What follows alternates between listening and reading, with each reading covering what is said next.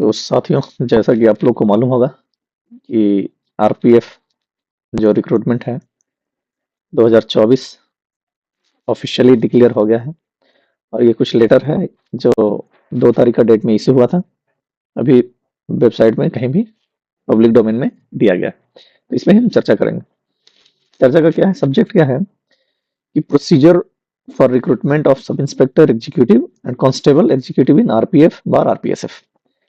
तो clearly officially ये decide हो गया कि ये आरपीएफ का सब इंस्पेक्टर और आरपीएफ का कांस्टेबल का जो है वैकेंसी आपके सामने अभी है।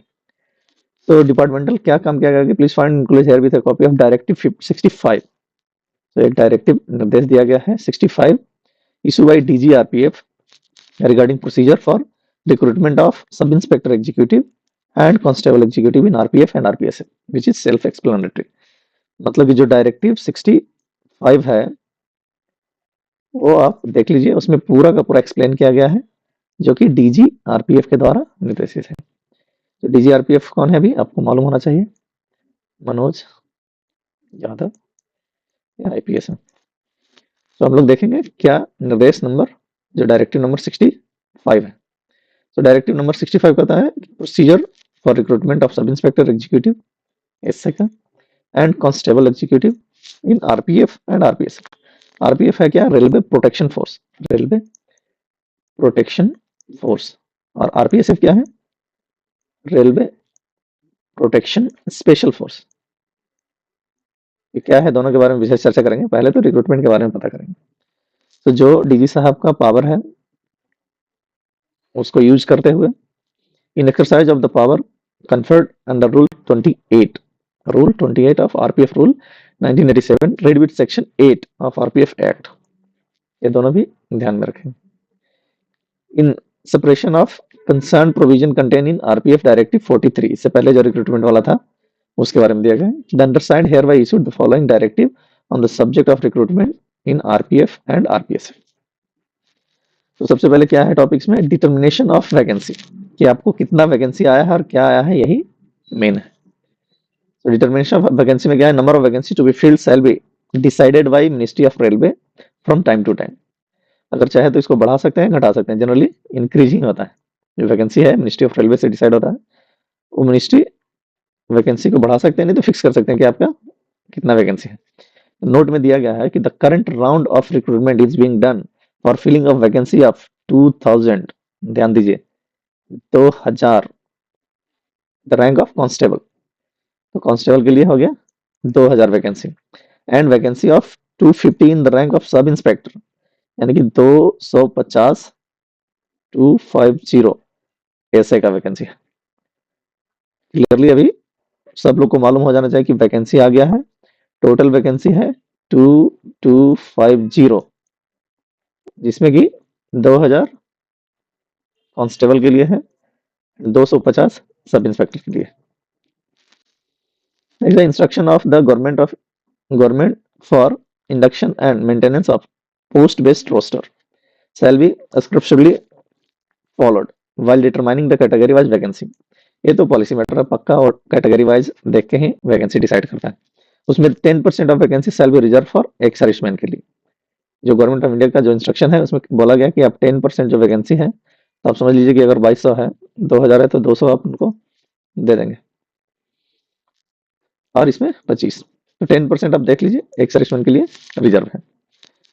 एंड सबसे जो महत्वपूर्ण है, 15% vacancy shall be reserve for women. 15% केवल और केवल वुमेन के लिए दिया गया है, तो ये भी इनका रिजर्व है। ये दोनों ऑप्शन है आपका। टोटल वैकेंसी माइंड में रखिए, कांस्टेबल एंड एसआई का, और इसमें रिजर्वेशन देखिए 15 और 10%। सो पांचवा पॉइंट है आपका, सब पारा 3 and 4 will be the nature of horizontal reservation. ये तो जैसा भी रिजर्वेशन का नियम है उसके मुताबिक करना ही पड़ता है और करता ही है। नेक्स्ट है कि रिक्रूटमेंट का प्रोसेस क्या होगा, सबसे महत्वपूर्ण यही है जिस पे चर्चा करेंगे, और स्पेशल और भी वीडियो इसमें बनेगा। सो रिक्रूटमेंट का प्रोसेस कहता है the recruitment shall be held in the following phases. 3 phase में होगा। Number 1 phase number 1 computer based test, CBT online examination होगा। To be conducted by railway recruitment board, RRB conduct करेंगे, और वो भी CBT होगा, कंप्यूटर बेस्ड टेस्ट होगा, जो कि ऑनलाइन एग्जामिनेशन होता है। दूसरा फेज है physical efficiency test, PET, physical efficiency test and physical measurement test, या तो PET या PMT, ये दोनों बोलते हैं। To be conducted by railway protection force, जो टेस्ट लिया जाएगा वो RRB द्वारा लिया जाएगा, और जो फिजिकल एफिशिएंसी टेस्ट है PET या मेजरमेंट वगैरह है PMT, ये पूरा का पूरा जिम्मेवारी रेलवे प्रोटेक्शन फोर्स की होगी। एंड लास्ट थर्ड वाला है क्या, document verification to be conducted by railway protection force. जब आपका रिटन टेस्ट हो गया, फिजिकल फिटनेस एफिशिएंसी टेस्ट हो गया, मेजरमेंट हो गया, तो डॉक्यूमेंट का वेरिफिकेशन होगा, वो भी RPF ही करेगी, RRB नहीं करेगी। तो document verification shall be completed after PET and PMT। First तो आपका हो गया फेज 1, क्लियरली समझिए, जब आपका रिटन टेस्ट होगा CBT के द्वारा ऑनलाइन माध्यम से। दूसरा फेज हो गया फिजिकल एफिशिएंसी टेस्ट, जिसमें रनिंग है, आपका हाई जंप लॉन्ग जंप जो रहता है, बाद में मेजरमेंट है। ये जब हो जाएगा देन आपका डॉक्यूमेंट का वेरिफिकेशन होगा। अच्छा, तो अभी कंडक्ट करने के लिए नोडल ऑफिसर जो भी बनाए गए हैं RPF में, उनके बारे में देखिए। Nomination of nodal officer, IG headquarter and DIG establishment railway board shall be nominated as nodal officer who shall coordinate with railway recruitment board RRB in respect of conduct of written examination and allied work related to recruitment. So IG rank का है, headquarter है जो, and DIG establishment है जो, ये दोनों को nominate किया गया है नोडल ऑफिसर के रूप में, कि जितने भी कोऑर्डिनेशन होगा RRB से या किससे करना है, वो पूरा का पूरा काम ये दोनों पहले करेंगे। नेक्स्ट है constitution of central recruitment committee, ये सबसे महत्वपूर्ण है। CRC जो रिक्रूटमेंट करेगी और कितने फेज में करेगी, 1 फेज में, 2 फेज में, 3 फेज में, 4 फेज में, या कितने ग्रुप में करेगा, कहाँ कहाँ होगा, जोन वाइज होगा या क्या, वो देखिए। तो नंबर 4 है constitution of central recruitment committee, CRC। तो after completion of written examination by railway recruitment board RRB, जब CBT टेस्ट के द्वारा आपका रिटन कंप्लीट हो जाता है, तब क्या किया जाएगा, फिजिकल एफिशिएंसी टेस्ट लिया जाएगा PET and physical measurement test लिया जाएगा PMT एंड डॉक्यूमेंट वेरिफिकेशन उसके बाद में किया जाएगा। ये काम पूरा का पूरा क्या है, RPF के द्वारा है। इससे पहले का काम क्या था, RRB के द्वारा। So and document verification for the post of sub inspector shall be done by central recruitment committee CRC and for the post of constable it shall be done by regional sub committee. तो sub inspector के लिए हो गया CRC and constable के लिए हो जाएगा regional sub committee, regional SC, regional sub committee, जो कि under supervision of CRC of for constable, which shall be constituted by DG RPF and as follows. तो ये दोनों के लिए जो कमेटी बनाएंगे, CRC हो या RSC हो, ये दोनों DG साहब बनाएंगे, और वो कैसा रहेगा नीचे देखिए। तो रैंक है सब इंस्पेक्टर, सब इंस्पेक्टर एग्जीक्यूटिव इन RPF RPSF के लिए जो कंपोजिशन रहेगा क्या रहेगा, सेंट्रल रिक्रूटमेंट कमेटी का 4 IG या DIG लिखा गया। It shall conduct physical efficiency test, physical measurement test and document verification at venue, जहां पे होगा वहीं पे, to be decided by senior most member of CRC with approval of DG। So senior most member of the committee shall act as chairperson of Railway Central Recruitment Committee for Sub Inspector and shall be responsible for expeditious completion of process. So 4 जो IG या DIG रहेंगे, उसमें जो senior IG जो भी होंगे वो as chairperson काम करेंगे, और उनका ही जो डिसीजन होगा जो वेन्यू पे, वो फाइनल होगा। अप्रूवल लेना पड़ेगा DG साहब का। तो इसमें कंपोजिशन क्या है, 4 IG या DIG रैंक का। नेक्स्ट है आपका कांस्टेबल का जो कमेटी रहेगा, उसमें क्या रहेगा, 4 JAJ या सीनियर स्केल ऑफिसर, मतलब सीनियर DSC या DSC रैंक का ऑफिसर इसमें रहेंगे। And senior most member select as chairperson of central recruitment committee for constable. It shall supervise and coordinate with the regional sub committee and the concerned PCSC where physical efficiency test या physical measurement test and document verification is held। जहां भी जिस ground में होगा, जिस zone में वो पड़ेगा, उसके जो जोनल आईजी हैं वो हेड सुपरवाइज करेंगे, हेड करेंगे। और कमिटी जो है आपका 4 JAJ group, junior administrative group का है, आपका स्केल का ऑफिसर होंगे। तो constitution of regional sub committee जो आरएससी है, इसका मतलब समझ जाइएगा कांस्टेबल से related, for conducting PET, PMT या document verification during recruitment of constables. Constable के लिए क्या रहेगा कि there shall be 4 regional sub committee होगा, बता रहा था ना 4 जोन में हम लोग करेंगे, that is east, west, north, south, which will be conduct physical efficiency test, physical measurement test, document verification of constable, and that is to be constituted by nodal PCSC of each regional region with approval of DG या nodal PCSC each region shall be will be as under। जैसा east region है तो nodal PCSC जो होंगे ER के होंगे, waste है तो ये सेंट्रल रेलवे के होंगे, नॉर्थ है नॉर्दर्न रेलवे के होंगे, साउथ है सदर्न रेलवे के होंगे। जो जोन है, जैसा ईस्ट जो जोन पड़ा रीजन में, ईआर है, ईसीआर है, इकोआर है, एनएफआर है, एसीआर है। वेस्ट रीजन में है डब्ल्यूआर है, डब्ल्यूसीआर है, सीआर है and south east central railway है। नॉर्थ रीजन में नॉर्दर्न है, नॉर्थ सेंट्रल है, एनईआर है, एनडब्ल्यूआर है एंड सदर्न में है सदर्न रेलवे, एससीआर, एसडब्ल्यूआर। तो ये 4 जो आपका है रीजन डिवाइड किया गया।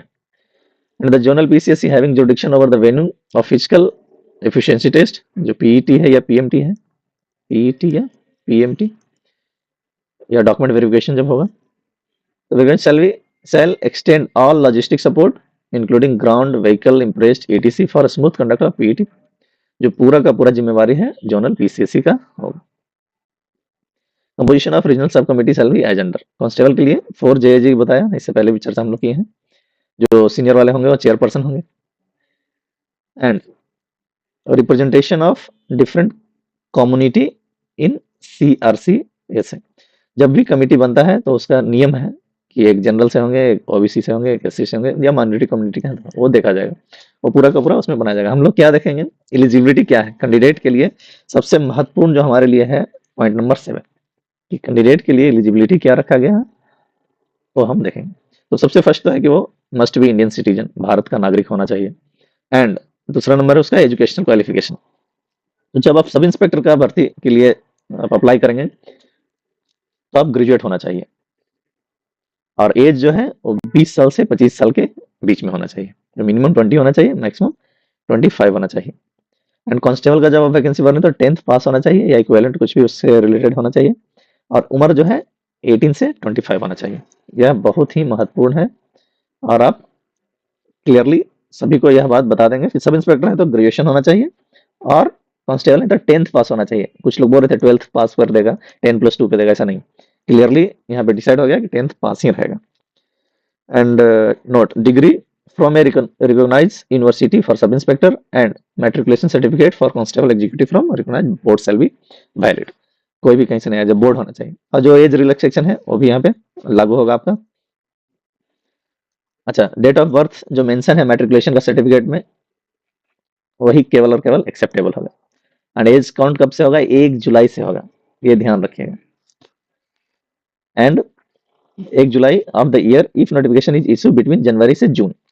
तो नोटिफिकेशन तो अब जल्दी आ गया है इसलिए चांसेस है कि तुरंत होने का है। एंड अगर 1 जनवरी लिया जाएगा कब, for next year if notification is issue between July to December. अगर जुलाई से दिसंबर के बीच में होगा तो आपका 1 जनवरी लिया जाएगा डेट, और अगर जनवरी से जून के बीच में होगा तो 1 जुलाई होगा। तो 1 जनवरी 1 जुलाई देख लेंगे। And for example born 2790 and 1797 both days inclusive, मतलब कि 1 तारीख वाला भी और 2 तारीख वाला भी ऐड होगा। ऐसा नहीं होगा कि एक है तो एक एक्सक्लूड कर देगा, नहीं, उसको भी ऐड करेंगे। और एज रिलैक्सेशन देख लीजिए कि अगर आप एससी और एसटी कम्युनिटी से हैं, जो कैटेगरी आपका है एससी और एसटी, तो 5 इयर्स आपको रिलैक्सेशन रहेगा अपर एज में। तो जो अभी आपके सामने आया 20 से 25 है, आप यहाँ पे देख लीजिए तो यहाँ पे प्लस होगा, 18 से 25 है तो यहाँ पे प्लस होगा।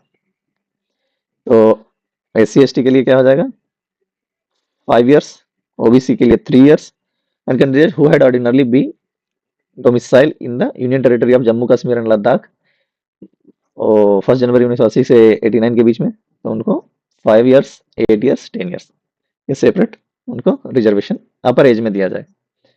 तो रिलैक्सेशन भी बहुत महत्वपूर्ण है, आप इसको भी क्लियरली देख लेंगे कि only for the post of sub inspector, जैसे सेंट्रल गवर्नमेंट का कोई है, employ other than ex serviceman who have rendered not less than 3 years regular and continuous service on the date of recording का है ये।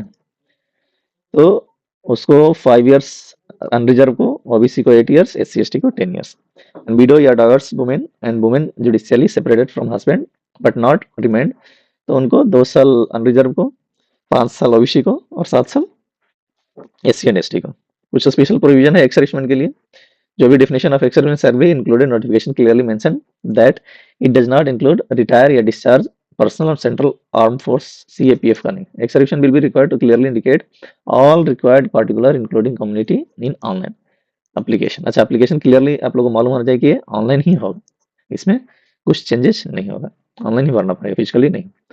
फिजिकल फिटनेस एक बार देख लीजिए कि कितना हाइट होना चाहिए और कितना उसका एक्सपेंशन चेस्ट का होना चाहिए। तो फिजिकल मेजरमेंट जो है ओबीसी और अनरिजर्व का है, अगर मेल है तो हाइट 165 सेंटीमीटर होगा, फीमेल है 157 होगा सेंटीमीटर में, एंड जो एक्सपेंशन है 80 एंड 85 है, 5 सेंटीमीटर्स का एक्सपेंशन है, जो फुला के जो बोलता है ना।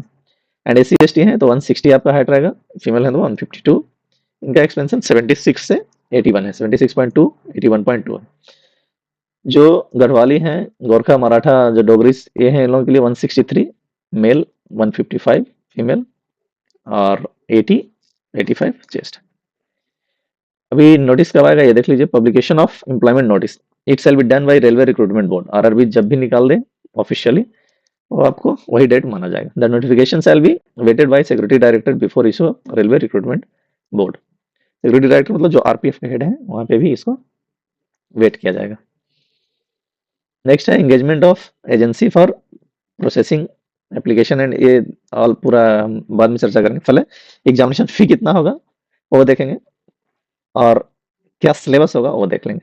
तो एग्जामिनेशन फी हमको देख लीजिए, जो RRB डिसाइड करेगा वही होगा, और जो पेमेंट होगा पूरा का पूरा ऑनलाइन होना चाहिए, लेकिन जो RRB डिसाइड करेंगे वो पूरा हम लोग फॉलो करेंगे। Mode of payment, how to apply, modification of application, ये पूरा RRB का जिम्मेवारी है। अगर किसको इनवैलिड करना है, रिजेक्ट करना है, हॉल टिकट कौन इशू करेगा, ये पूरा का पूरा काम हमारा RRB रेलवे रिक्रूटमेंट बोर्ड के द्वारा है, जो कि बहुत ही जल्दी आपके पास आएगा। अभी एलिजिबिलिटी है वो पूरा चेक करना है कि candidate to ensure their eligibility before applying, apply करने से पहले क्या एलिजिबिलिटी होना चाहिए, पूरा RRB के द्वारा ही डिसाइड किया जाएगा। और इन्फॉर्मेशन जो कुछ भी कैंडिडेट से रिलेटेड है पूरा RRB इशू करेंगे। हमको क्या देखना है, जो आपका टेस्ट होगा उसके बारे में थोड़ा चर्चा कर लेंगे, सिलेबस वगैरह। सो फेज 1 है आपका कंप्यूटर बेस्ड टेस्ट, CBT सबको मालूम है, RRB डिसाइड करेगा। नोडल ऑफिसर जो आपका RPF का है, उनसे बात करके कहाँ सेंटर होना चाहिए, कितना क्या टाइमिंग होना चाहिए, परीक्षा कितने बार में होगा, लैंग्वेज का ऑप्शन क्या रहेगा, पूरा का पूरा हम लोग RRB के द्वारा डिसाइड किया जाएगा। फेज 1 का तो ग्रेजुएशन लेवल में कितना सब इंस्पेक्टर का, और मैट्रिकुलेशन 10th का जो कांस्टेबल के लिए है, जो मिनिमम बताया गया है कि it will be necessary to obtain 35% marks, यानी 30% marks by SC and ST candidate to qualify CBT। So minimum mark रख दिया गया आपका 35% तो लाना ही पड़ेगा, नहीं तो क्वालिफाई ही नहीं है। Next details of time, time क्या रहेगा आपका CBT के लिए, टोटल टाइम रहेगा सब इंस्पेक्टर के लिए भी 90 मिनट्स और कांस्टेबल के भी 90 मिनट। क्वेश्चन रहेगा टोटल 120 120, जिसमें जनरल अवेयरनेस का 50 रहेगा, अर्थमेटिक का 35 रहेगा मैथ वाला, और रीजनिंग का 35 रहेगा। तो ये 70 5 120 दोनों का सेम रहेगा, सिलेबस में फर्क रहेगा, लेकिन जो पैटर्न है, टाइम रहेगा और जो क्वेश्चन रहेगा, दोनों कांस्टेबल के लिए एंड सब इंस्पेक्टर के लिए सेम ही है। तो ये आप ध्यान में रखेंगे। सो जो सिलेबस मेन हम लोग को चर्चा करने का था कि जनरल अवेयरनेस से आएगा, तो क्या है, question will be aimed at testing the candidate general awareness of environment around him and its application to society.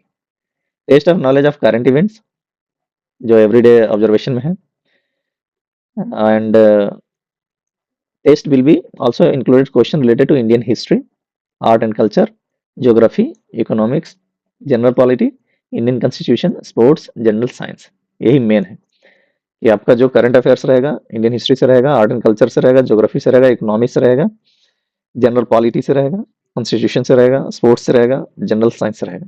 इसमें ही आपका पूरा का पूरा फोकस करना है, जो हमारा सिलेबस। दूसरा जो है मैथ, अर्थमेटिक, इसे बोलते हैं नंबर सिस्टम होगा, whole number, decimal, fraction, relationship between numbers, fundamental arithmetics operation and percentage, ratio, proportion, ratio and proportion, average, interest, profit and loss, discount, use of tables and graphs. Mensuration से भी question रहेगा, time and distance रहेगा, ratio and proportion रहेगा। ये repeat हो गया, ratio and proportion. तो math देख लेंगे, अर्थमेटिक रहेगा और मेंसुरेशन का एडेड रहेगा उसमें। एंड जो रीजनिंग है या जनरल इंटेलिजेंस है, ये question on analogies, similarities and differences. जो भी पुराना सिलेबस था इसमें कोई भी चेंज नहीं हुआ है, आपका पूरा का पूरा तीनों में, जो जीएस है उसमें, अर्थमेटिक है उसमें एंड रीजनिंग है उसमें, तीनों में सेम पैटर्न का वर्बल नॉन वर्बल फिगर का, कोडिंग डिकोडिंग का रहेगा, स्टेटमेंट का रहेगा, कंक्लूजन का रहेगा। ये पूरा आपका सिलेबस सेम है। तो आप ज्यादा से ज्यादा फोकस करेंगे, क्योंकि required to answer all questions and shall be awarded 1 marks for each correct answer। सही वाला आंसर के लिए हर एक क्वेश्चन का मार्क 1 है, एक क्वेश्चन बराबर 1 mark and 1/3 marks will be deducted for each incorrect, यानी कि निगेटिव मार्किंग कंफर्म हो गया। तो अगर गलत कर देते हैं तो आपका 1/3 माइनस हो जाएगा। No marks shall be awarded और deducted for question not attempted. अगर अटेम्प्ट ही नहीं करते तो उसमें निगेटिव भी नहीं होगा और मार्क्स तो मिलेगा ही नहीं। तो आप ध्यान दीजिए कि एक क्वेश्चन का मार्क 1 है और 1/3 है जो निगेटिव मार्किंग है, तो ये भी ध्यान रखेंगे। And the language of question paper ये तो डिसाइड करेगा आरआरबी, क्या रहेगा, हिंदी इंग्लिश जनरल रहता है, और भी कुछ करने का है तो डिसाइड करेंगे आरआरबी। तो फाइनलाइजेशन ऑफ प्रोसेस आफ्टर जो कंप्यूटर बेस्ड टेस्ट होता है उसके बाद क्या है, तो ये आरआरबी डिसाइड करना। The result of computer based test shall be finalised by RRB. RRB उनका जो टेस्ट लिए हैं उनका रिजल्ट पब्लिश करेंगे। Then the call letter for PET or PMT will be issued by RRB in consultation with nodal officer of RPF। मतलब कि जब result आपका हो गया और रिटर्न का टेस्ट का रिजल्ट हो गया तो आपको फिजिकल एफिशिएंसी टेस्ट या फिजिकल मेजरमेंट टेस्ट के लिए कॉल किया जाएगा एंड डॉक्यूमेंट वेरिफिकेशन के लिए। So for the post of constable executive and sub inspector executive candidates to the extend of 10 times, generally जितना वैकेंसी है उसका 10 times of the vacancy in each category, जो भी कैटेगरी वाइज है, male female ex serviceman candidate shall be called for PET और PMT. तो 10 गुना result तो देने का प्रोसेस ही है, 10 टाइम्स रिजल्ट दिया जाएगा आपका return from among the candidate who have secured minimum qualifying marks. ये तो सिर्फ कहने का है, लेकिन आप केवल और केवल 10 टाइम्स ही रिजल्ट रहेगा, वो भी ऊपर वाले लोग का। However, in each case, requisite number of candidates do not qualify in PET, PMT, and it is assessed that vacancy in any category, male, female, or ex-serviceman, will not be filled up. Additional candidate equal to 10 times the number which are likely to remain vacant after the first round of PET or PMT may again be called। अगर minimum qualification जो vacancy बहुत सारा खाली रह गया, vacancy जो है fill नहीं हो पाया, तो चांसेस है कि नेक्स्ट जो उसका क्वालिफाइंग मार्क्स लिए हुए हैं उनको सेकंड राउंड के लिए सेकंड राउंड में बुलाया जा सकता है पीईटी या पीएमटी के लिए। And there shall be a minimum of 2 rounds. तो चांसेस है कि एक बार नहीं पूरा हुआ तो एक बार कॉल करेगा, दूसरा बार भी नहीं हुआ तो और भी वैकेंसी के लिए और जो क्वालिफाई किए हुए हैं लोग उनको बुलाया जा सकता है फिजिकल एफिशिएंसी टेस्ट और पीएमटी के लिए। यहाँ पे ये नहीं किया कि जो डिस्क्वालीफाई कर गया उसके लिए नहीं है। ये क्या है कि अगर कोई भी वैकेंसी जितना है बहुत सारा खाली रह गया और कोई भी उसमें पास नहीं हो पाया फिजिकल टेस्ट में, तो नेक्स्ट जो मार्क्स को पास किए हुए हैं क्वालिफाई है उनको कॉल किया जाएगा। उसमें 2 बार, इसमें भी कुछ नहीं हुआ तो एक बार और किया जाएगा, 2 टाइम्स। ऐसा नहीं कि यही फेल करके इसको 2 बार किया जाएगा, ऐसा नहीं। Next, if vacancy of female and ex serviceman are not filled up after second round of PMT PET, तो vacant post will be filled up by male candidate of respective category. ये सबसे महत्वपूर्ण है कि अगर एक सर्विसमैन कैटेगरी में और फीमेल कैटेगरी में नहीं फिल हो पाया वैकेंसी, ऐसा जनरली होता नहीं है, फिर भी अगर चांसेस है तो सेकंड राउंड में जो है वो कैंडिडेट मेल वाले को ये वैकेंसी पूरा दे दिया जाएगा, अदर कांस्टेबल का भी या फिर सब इंस्पेक्टर का भी, अगर फीमेल और एक्स सर्विसमैन का कोटा नहीं फिल हुआ तो, जो आपका है ना 15% या 10%। Next, result of CBT shall be duly uploaded in designated website of RRB with direction to candidate to frequently visit this site for downloading call letter for PET, PMT document verification। जो कोई भी CBT examination पास कर जाएगा वो website पे उसका data upload रहेगा, उन्हीं को कॉल लेटर भी इशू किया जाएगा और डाउनलोड करके अपने वेन्यू पे जा सकते हैं।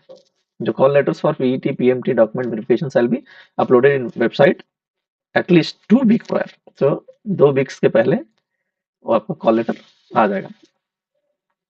उसमें instruction to the candidate will be provided with call letter की क्या करना है, क्या डॉक्यूमेंट लाना है। Will be asked to come, candidate will be asked to come prepared for PET PMT document verification and for stay at their own expenses.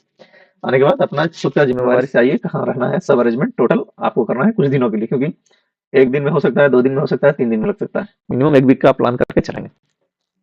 It shall also be specified that railway will not be liable for to compensate candidate in any way in case he yes he suffer any injury during PET। ये तो clearly है कि physical efficiency test में अगर गिर जाते हैं, चोट लग जाता है, इसमें डिपार्टमेंट कुछ भी आपको हेल्प नहीं करेगा, कंपनसेट नहीं करेगा। The call letter should be further clearly state that use of false certificate will attract criminal prosecution in addition to disqualification of candidature subsequent dismissal from service if appointment। अगर तो false certificate दिया है कोई, या generally नहीं देते हैं, दिया है तो क्रिमिनल केस के अंदर में आएगा, और अगर ज्वाइन भी कर लिए हैं तो उसको सर्विस से निकाल दिया जाएगा। So no separate call letter shall be sent for document verification. ऐसा नहीं कि पीईटी है पीएमटी है तो डॉक्यूमेंट वेरिफिकेशन के लिए एक लेटर जाएगा, नहीं, उसी दिन में उसी में तीनों रहेगा। It will be conducted immediately after PET PMT test as the case may be. तो डॉक्यूमेंट वेरिफिकेशन के लिए कोई अलग से डेट नहीं रहेगा, कोई अलग से टाइम नहीं रहेगा। जैसे ही आप पीईटी पीएमटी पास करते हैं, आपको वहीं पे डॉक्यूमेंट वेरिफिकेशन हो जाएगा। तो जब रिटन टेस्ट हो गया, फिजिकल टेस्ट में क्या रहेगा और कैसे करेंगे, कौन करेंगे, ये हम लोग चर्चा करेंगे। सो फिजिकल एफिशिएंसी टेस्ट या फिजिकल मेजरमेंट टेस्ट, जैसे ही आपका जो आरआरबी रिजल्ट डिक्लेयर कर दी है, तो आपको पीईटी या पीएमटी बार डॉक्यूमेंट वेरिफिकेशन के लिए कॉल लेटर आ जाएगा। कंसर्न जो 4 जोन है ना, 4 ग्रुप में जो बांटा गया है, कहाँ पे आपका पड़ता है वो देखकर वो प्लेस में आपको चेयरपर्सन जो भी है आपका उनको रिपोर्ट करना है। इसका मेजरमेंट हम लोग एक बार देख लेंगे कि क्या है, सब इंस्पेक्टर के लिए कितना है, महिला के लिए कितना है और क्या है। फिजिकल एफिशिएंसी टेस्ट जो क्वालिफाई करने का है वो कितना है। तो क्वालिफाइंग क्राइटेरिया जो है पीईटी वो है आपका सब इंस्पेक्टर का है, तो 1600 मीटर है एंड मिनट 6 मिनट 30 सेकंड में, 6.5 मिनट में 1600 मीटर दौड़ना है। और जो लॉन्ग जंप है वो 12 फीट है, और जो हाई जंप है 3 फीट 9 इंच है। सब इंस्पेक्टर अगर फीमेल है उनको 800 मीटर है एंड 4 मिनट्स में है। लॉन्ग जंप 9 फीट है और हाई जंप 3 फीट है। कांस्टेबल एग्जीक्यूटिव को सेम 1600 मीटर को 5:45 में कंप्लीट करना है, और हाई जंप जो है लॉन्ग जंप है 14, हाई जंप 4 फीट। अगर फीमेल है तो उनको समय इसका 3 जो 800 मीटर का है 3 मिनट 40 सेकंड रहेगा, लॉन्ग जंप का 9 फीट रहेगा और हाई जंप का 3 फीट रहेगा। ये सेम रहेगा जो फीमेल सब इंस्पेक्टर के लिए रहता है। एक सर्विसमैन सेल भी एग्जम्प्टेड, पीईटी उनको देने का जरूरत नहीं है। जो भी एक सर्विसमैन है उनको पीईटी का जरूरत नहीं है, उनका फिजिकल मेजरमेंट टेस्ट होगा, पीएमटी होगा, बट पीईटी का जरूरत नहीं। A candidate must qualify in all test as per above norms to be eligible for consideration. ये पूरा क्वालिफाई करना ही पड़ेगा। तो the member who has conducted measurement cell test cell fix हो तो डिपार्टमेंट का काम है। आपका मेन इसमें था जो क्वालिफिकेशन, क्या आपका क्वालिफाइंग क्राइटेरिया है वो एकदम ध्यान में रखेंगे, उसी हिसाब से आप प्रिपरेशन भी करेंगे। नेक्स्ट है for 1680 metre event only 1 chance दिया जाएगा, और रिमेनिंग जैसे लॉन्ग जंप है या हाई जंप है उसके लिए 2 चांस दिया जाएगा। ये महत्वपूर्ण है। 1680 मीटर जो इवेंट है ये फर्स्ट सबसे पहले आपका रनिंग हो जाएगा, देन हाइट चेस्ट का मेजरमेंट हो जाएगा, बाद में लॉन्ग जंप और हाई जंप करेंगे। है कि 1600 800 metre event will be conducted first followed by height chest measurement followed by 2 events, that is long jump and high jump, and 16 meter 8 meters race will be conducted using RFID technology. तो आपको सबसे पहले running qualify करना है, तुरंत आपका measurement हो जाएगा, उसके बाद फिर long jump and high jump. All candidate qualifying in 1600 या 800 मीटर, जो महिला के लिए है, ये फीमेल ये मेल के लिए, event will be measured for eligibility with respect to height and chest. Chest measurement will be taken only by male candidate. If a male candidate unexpanded chest measurement is below eligibility limit, expanded measurement shall not be taken and he shall be treated as disqualified। वहीं पे disqualify कर लेंगे। ध्यान देना है कि preparation ऐसा करें कि आप डिस्क्वालीफाई किसी चीज में ना हो। Male candidate who do not have minimum height shall not be considered for measurement of chest and shall be treated as disqualified. Candidate who do not have minimum height chest shall be treated as having failed in PMT. तो PET पास करने से, दौड़ने से भी, अगर दौड़ आपका हो गया तो उसके बाद मेजरमेंट में आपको फेल किया जाएगा अगर कम हो जाते हैं. Candidate failing in PET PMT shall be sent out of the venue after putting an indelible link ink mark on the index finger of left hand of the left hand. Their call letter shall be collected. तो जैसे disqualify हो जाते हैं PET से या PMT से तो आपको डॉक्यूमेंट वेरिफिकेशन तो होगा नहीं और एक इंक मार्क लगा के आपको वेन्यू से बाहर कर दिया जाएगा ताकि आइडेंटिफाई, जैसे आप वोट देते हैं ना, वोटिंग के टाइम एक इंक मार्क लगाता है ब्लू, वो लगा देगा. And PET PMT is disqualify in nature, so no marks are to be award. Physical में कोई मार्क्स नहीं, कैसे जल्दी आ गए तो ज्यादा मार्क्स मिल जाएगा या ज्यादा हाइट है ज्यादा हाई जंप कर लिए, कुछ भी नहीं, वो ओनली क्वालिफाइंग नेचर का है. तो ये पूरा का पूरा जो है आपका मेजरमेंट से रिलेटेड हो गया. नेक्स्ट है हमारा पेज 3, डॉक्यूमेंट का वेरिफिकेशन. ये है क्या, document with the following document in original, ये ध्यान रखिएगा, original as well as their self status, आपको खुद से साइन करने का है, फोटोकॉपी भी लाना है, will be required for verification in respect of candidate who are qualifying PET PMT. तो क्या क्या डॉक्यूमेंट है जो ओरिजिनल एंड उसका जेरॉक्स खुद से साइन करके सेल्फ अटेस्टेड लाना है, वो देख लीजिए. फर्स्ट और 10th का मैट्रिकुलेशन सर्टिफिकेट एज प्रूफ के लिए. नेक्स्ट है ग्रेजुएशन या matriculation certificate as proof of educational qualification, अगर सब इंस्पेक्टर का है तो ग्रेजुएशन और कांस्टेबल का है तो मैट्रिकुलेशन. नेक्स्ट है कास्ट सर्टिफिकेट, अगर एससी एसटी ओबीसी कैंडिडेट है तो जो फॉर्मेट प्रिस्क्राइब्ड है सेंट्रल गवर्नमेंट के अंदर में, वो ऑलरेडी इसमें दिया भी जाएगा, जब नोटिफिकेशन आता है आपका उसमें फॉर्मेट भी दिया जाएगा. नेक्स्ट है अगर एक्स सर्विसमैन है तो डिस्चार्ज सर्टिफिकेट आपको लाना पड़ेगा, ओरिजिनल एंड जेरॉक्स. नेक्स्ट है 2 copy of self attested colour photographs लाना है, कलर फोटोग्राफ्स 2. नेक्स्ट है no objection certificate from present employ, अगर कोई आरपीएफ का या किसी डिपार्टमेंट में काम करने और अभी सब इंस्पेक्टर का भर्ती करते हैं तो एनओसी लेकर आना है, ओरिजिनल एंड जेरॉक्स भी. एंड डोमिसाइल सर्टिफिकेट, जो आपको बोलते हैं आवासीय प्रमाण पत्र, जहां भी एप्लीकेबल होगा, अगर डोगरी है ना, जम्मू कश्मीर का है रिलेटेड, जो जरूरत पड़ेगा उनको ये भी डोमिसाइल सर्टिफिकेट भी. नेक्स्ट है certificate belonging to economically weaker section, जो रिजर्वेशन में आया है ना, ईडब्ल्यूएस, तो वो फॉर्मेट भी है और इसमें आ जाएगा नोटिफिकेशन के साथ में. तो ये डॉक्यूमेंट जो है 8-9 डॉक्यूमेंट आपको साथ में लाना है, original as well as self attested photocopies. कोई अगर अपीयर नहीं हुआ है, those candidate who do not appear for document verification will not be considered as final selection. जब उसमें शामिल ही नहीं हुआ तो उनका फाइनल सिलेक्शन कैसे संभव. Next central recruitment committee regional sub committee conducting document verification will obtain digital impression on both thumbs of the candidate and their signature on attendance sheet as proof of appearance. अभी तो सब पूरा digital हो गया तो इसलिए इसमें चिंता करने का कुछ जरूरत है ही नहीं. नेक्स्ट हम लोग एक चर्चा और कर लेंगे कि रिजल्ट कैसे होगा और कितना क्या कुछ मार्क्स है क्या, क्वालिफाइंग मार्क्स. तो कंपोजिशन ऑफ, जब आपका पूरा का पूरा काम हो गया, सीबीटी हो गया है, पीईटी हो गया है, पीएमटी क्वालिफाई कर गए हैं, डॉक्यूमेंट वेरिफिकेशन हो गया है, तो अब रिजल्ट का कंपाइलेशन का होगा. तो कंपाइलेशन ऑफ रिजल्ट नंबर 1 है सब इंस्पेक्टर के लिए. After completion of PET PMT document verification central recruitment committee shall compile a consolidated broadsheet for each category according to roll number, indicating the status and performance of all candidates who were called for document verification. And the broadsheet shall be submitted by Central Recruitment Committee या Regional Subcommittee to RRB Railway Recruitment Board for preparation of final. जो पूरा broadsheet है वो आपको RRB को दे दिया जाएगा. उसमें क्या है कि the following chart shows the marks required for inclusion in the initial merit list. तो एसआई के लिए क्या है 120 मार्क्स का टोटल है, तो क्वालिफाइंग है जो ओबीसी के लिए और जो जनरल के लिए 42 मार्क्स है, इससे नीचे है तो वहीं पे डिस्क्वालीफाई है. एंड एससी एसटी के लिए 36 है, उससे नीचे है तो क्वालिफाई, आगे का आपको कॉल ही नहीं किया जाएगा. तो इसलिए सब इंस्पेक्टर के लिए. एंड कांस्टेबल का एक बार देख लेंगे. कांस्टेबल के लिए भी सेम है, आपका टोटल 122 क्वेश्चन रहेगा, यूआर के लिए 42, एससी एंड एसटी के लिए 36. ये तो बेसिक क्वालिफाइंग है, इधर सब इंस्पेक्टर और कांस्टेबल, इतना मार्क्स तो आपको क्वालिफाई करना है, देन ओनली आपको पीईटी के लिए या पीएमटी के लिए कॉल किया जाए.